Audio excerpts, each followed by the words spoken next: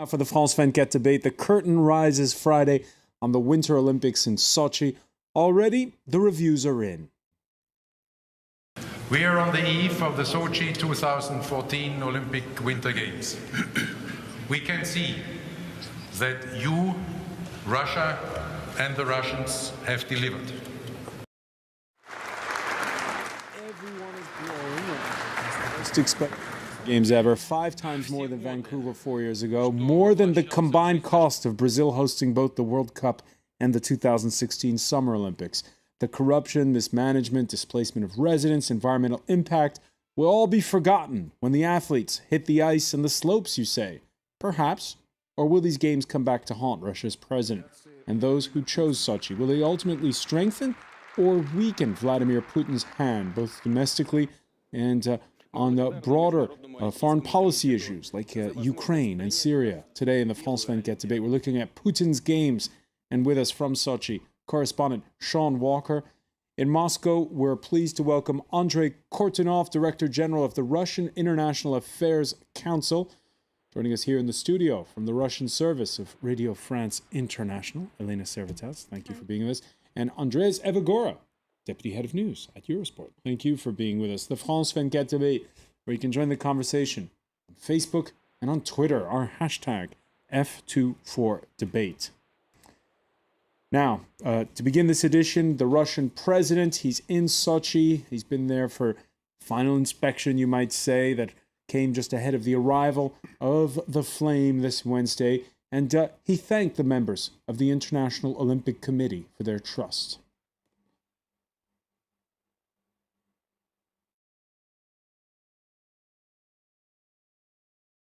We understand it was not an easy decision to make, to grant the right to host the Games in a city which back then barely had 10 to 15% of the infrastructure required.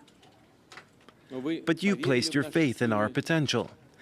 You placed your faith in the Russian character, which doesn't flinch from difficulties, and that unites us. Doesn't flinch from difficulties. Shaun Walker, you're in Sochi. How big are those difficulties? Well, I think there's two things that strike you when you look at the Olympics here. The first is just how much has been done. It's really quite extraordinary that, you know, in a city where 5 or 6 years ago none of these things were here, none of these stadiums. Rosa Hutor, the mountain area, which now resembles a kind of mountain village. There was nothing there a few years ago. So all this stuff has been built up from scratch, and some of it's quite impressive. But I think it's also an issue that with all this infrastructure being built so quickly, a lot of it's not finished. Certainly the hotels, there's been a lot of problems. We've seen all kinds of people arriving to find that their hotels are just a mess. And of course, more globally, that issue of corruption in the build-up, issue of abuses during the construction here, I think those are all things that worry people looking on. Shaun, every Olympics, put this in perspective, every Olympics, before the games begin, there's talk about the infrastructure. Are the journalists perhaps being unfair since there's no sporting events to report on? Well, I think you're right, and certainly in the run-up to the games, there is, as you say, always that feeling. We see it even with the European Championships in Ukraine last year. We see it with the World Cup in Brazil. But we are now talking 2 days before the games. I'm speaking to you by telephone with a horrible echo because I can't talk to you by Skype because my hotel, which is one of the main media hotels, doesn't have internet, which is, of course, an issue if you've got 300 journalists trying to file their stories and they can't do so. Obviously, it's not a terrible hardship. It's not some awful thing, but it is a little bit poor that this giant sporting event and journalists don't have internet. So there are these issues. I think in terms of the actual sporting infrastructure, it looks very impressive. The stadiums do seem to be ready. I was up in the mountain area today. The ski runs are ready. But there are these signs that all of this has been done very quickly. I was talking to somebody who's been involved in a lot of previous Olympics, a foreign contractor, who said if the Russians had decided to host us in 2018, we would have had time, everything would have been fine. But 2014 was just too quick. There's no way you could build the kind of infrastructure that in the Alps it took 3 or 4 decades to build in 3 or 4 years. Andrey Kortunov, we don't have Andrey Kortunov yet from Moscow. We'll hope to have that connection soon. Elene, SERVETTAZ, how do you think these games are going to go? And listen, just I'm very sorry for Shaun. I could not imagine how I would work in such conditions without internet, without anything. And today I read an article about foreign journalists who discovered their hotels with no hot water, with I don't know, no electricity inside, no connection, nothing. And also maybe you've been. But again, will the wider public care once the games begin? Because at the end of the day, they don't care about whether the journalists have hot water in their rooms. Well, you think they do not care if I don't know, there is too many issues. There is not only the story about journalists, but we've heard a lot about people being displaced, dogs killed, political prisoners. So, and everybody's saying, okay, this game gonna start. Of course, we will not speak about this after games are over, but this is a moment to speak about it. Andreas Evagora, looking back at previous Olympics, how does it rate in terms of the build-up? It's equally as chaotic as they all are. As you mentioned earlier, before every Olympic Games, every World Cup, we get the scare stories. It's always all right on the night, and I'm sure this will be the same. I mean, in terms of journalists not having their equipment ready and so on, I think it's important to think about who's the constituency for President Putin. I was in Russia in July for the World Student Games, which were opened by the president, and I didn't get the impression that the views, how can we put it, of the liberal West are particularly high in the priorities of the organisers. We've talked about who's not going to be at the opening ceremony: the President of the United States, Prime Minister of Britain, and François Hollande. But who will be there? The President of China, President Xi, will be there. The Prime Minister of Japan will be there. So I think if we look at it more globally, it's not quite as negative for the Russians as some might have us believe. We're pleased now to welcome Andrey Kortunov of the Russian International Affairs Council.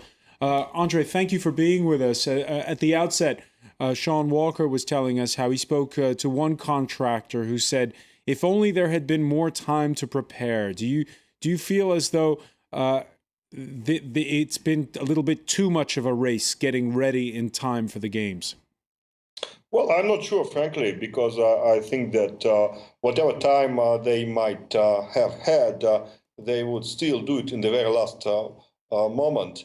And I think that one of the problems for Russia is that it nearly lost its capacity to implement large-scale, major, complex projects. And so the Olympic Games is definitely one of these large-scale projects. And maybe people around Putin are doing their best, but it's not a trivial task. Are you nervous on the eve of the Games in that regard? The whole world will be watching Russia. Well, I'm personally not particularly nervous because I know that there'll be mishaps, there'll be problems.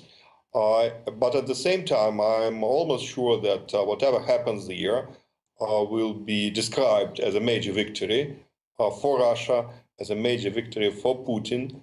And I agree that though some prominent political leaders from the West decided not to come to Sochi, but still we have quite a representative group of leaders from all over the world. And moreover, it is not, at least I wouldn't be surprised to find out in the end of the day that Russia performed quite decent, if not very good during the Olympic Games. It seems that we are not now, today, the country is much better prepared to get high scores than it was 4 years ago.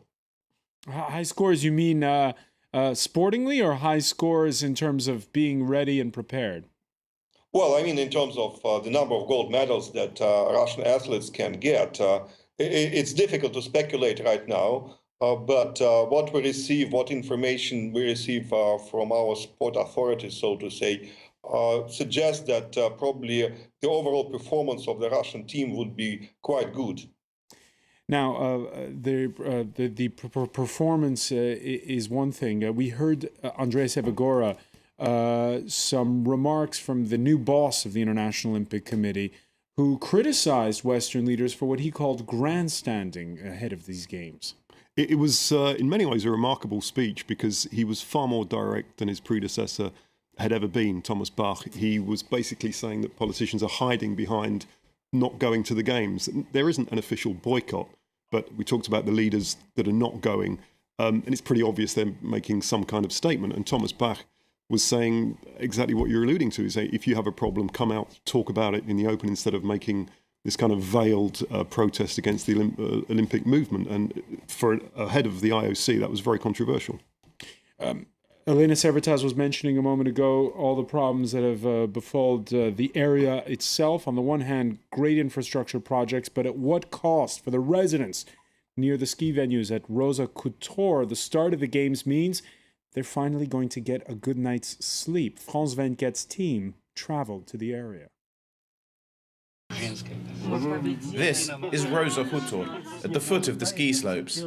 This village has sprung from the ground in just 3 years, at a cost of €1.5 billion. Yves Dimier is a French former skiing champion. He now advises the Sochi 2014 organising committee.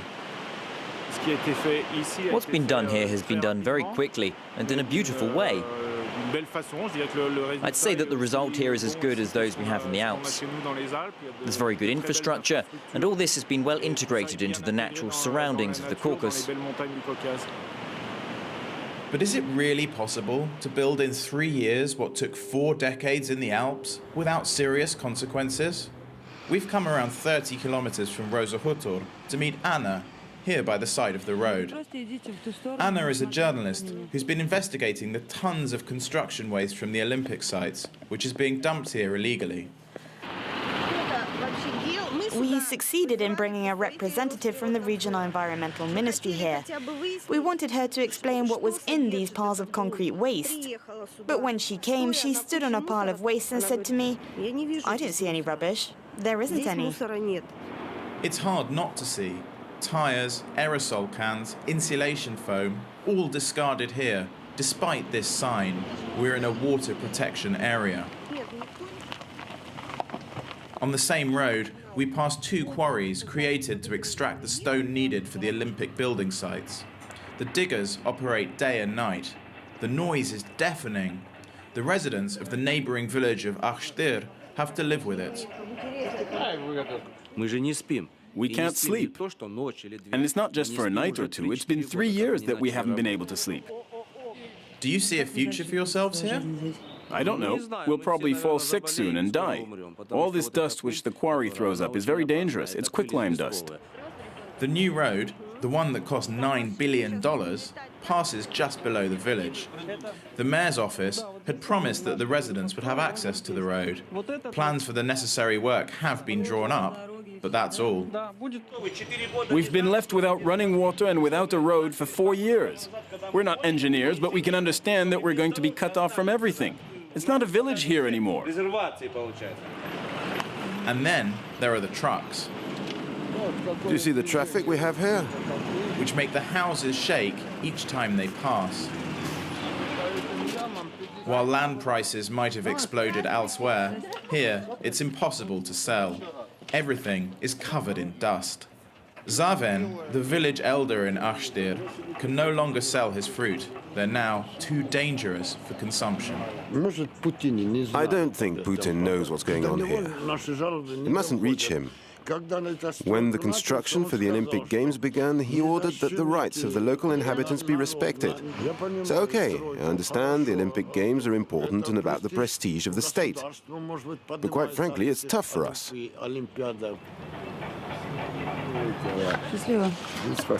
the Sochi Games, Vladimir Putin hopes to show off a new Russia.